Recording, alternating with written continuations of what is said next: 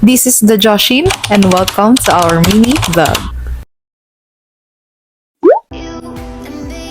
Araw ng pagtutupi ko ngayon, eto nga pala yung mga nilabhang ko nung Martes. Ganto pala ako magtupi ng mga medyas ni Daddy. Pinag-prepare ko muna, then iro-roll ko lang tapos ibabaliktad ko yung kabilang dulo. Para hindi na mahirapan si Daddy maghanap ng mga pares ng medyas niya. Inuna kong tupiin yung mga damit namin ni Daddy para maiakyat ko na sa taas. Tapos Jai, pagpasok ko, busy yung mga tiyanak sa paglalaro at pagkakalat. Sige lang, para isang ligpitan na lang mamaya. Inakyat ko muna sa kwarto yung mga tinupi ko at nilagay ko muna dito. Mamayang gabi ko pa kasi yan maaasikaso. Pagbaba ko, nagpunas muna ako ng pawis. Grabe, basang-basa yung likod ko, daig ko pa nag-gym. Naglagay na din ako ng towel sa likod kasi Jai, mahirap ang matuyuan ng pawis. Huminga lang ako saglit tapos hinugasan ko na yung bigas at sinabawan. Brown rice yung gamit namin kaya nagpa-+1 ako ng tubig na isasabaw. 9:30 na kaya inuna ko munang magsaing tapos uminom muna ako ng tubig kasi ang init,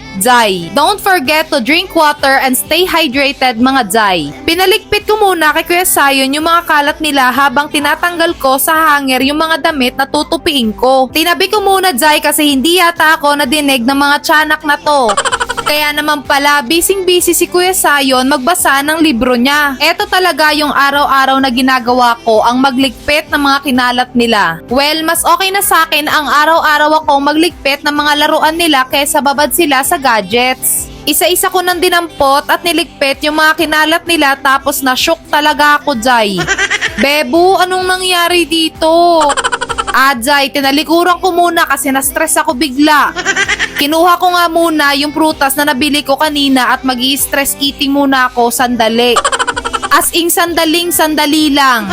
Tawag daw sa prutas na to ay plum. In fairness, sa nabili kong plum, manamis at medyo crunchy. Tinawag ko nga si Kuya Sayon at pinetikim ko sa kanya at mukhang nagustuhan din niya. Tapos yung isa binalik ko sa freezer para matikman ni Daddy mamaya. Hindi naman sa pagmamayabang yung freezer namin, punong-puno na ng mga pagkain na di ko kilala.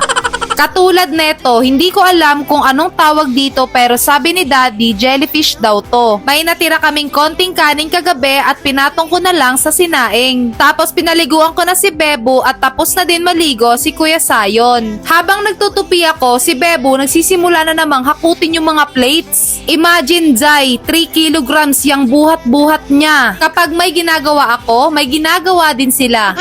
Minadali ko na ang tupiin yung mga damit nila Kuya Sayon at Bebo tapos sinegregate ko na yung mga damit na kukusutan ko mamaya. Kasabay nga tong mga naiwan na polo ni Daddy. Binabad ko muna yung mga puti dito sa planggana tapos dito naman sa balde yung jacket ni Daddy. O siya, be smart, be safe. See you on our next vlog. Bye!